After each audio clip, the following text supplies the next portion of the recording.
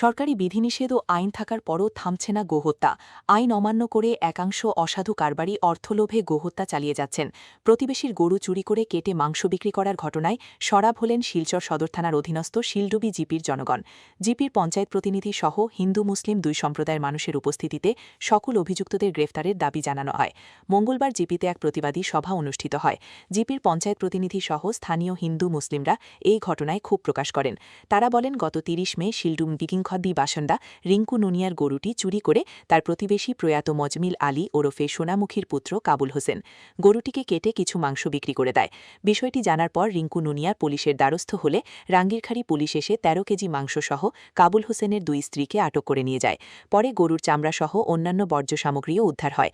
এদিন বিকেলে পুলিশ কাবুল হোসেনকে গ্রেফতার করতে সক্ষম হয়। কাবুল গ্রেফতার হলেও প্রতিবাদকারীদের বক্তব্য, এই গোহত্যায় আরও ৩-৪ জন জড়িত রয়েছেন, এদেরকেও গ্রেফতার করতে হবে, নাইলে বৃহত্তর আন্দোলনে নামবেন তারা।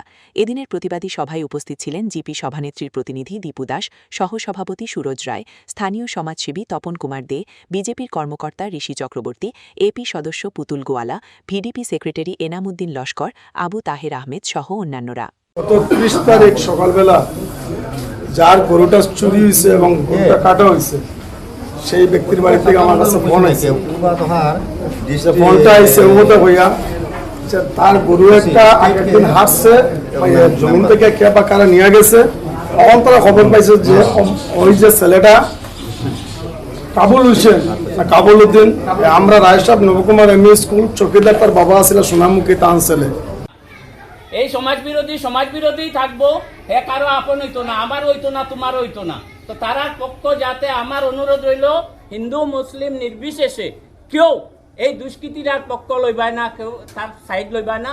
যদি সাইড লবার থাকে, এরকম কোনো প্রমাণ পায়, আজকে আমি সবার মধ্যে কইয়া দিলাম, আমার পঞ্চায়েত বডির আহ্বানে এই কইয়া গেছে, আমি নাগরিক হিসাবে কইয়ার আমি পঞ্চায়েতে প্রেসার দিব বা এই নাগরিক সভাত আবার উপস্থিত হইমু, আবার করাইমু, তারও আইনের আওতায় লওয়া হইব এই দুষ্কৃতি।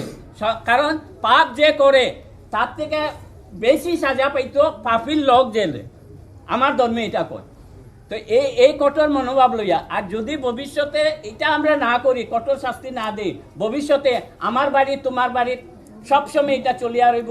আর ওই যে তোমার ড্রাগসের ব্যাপার হয়েছে, এই অঞ্চলটার মধ্যে ড্রাগসের উৎপত্তিটা বাড়ছে, যুব সমাজ যারা আছে নষ্ট পথে পড়ে গেছে সব।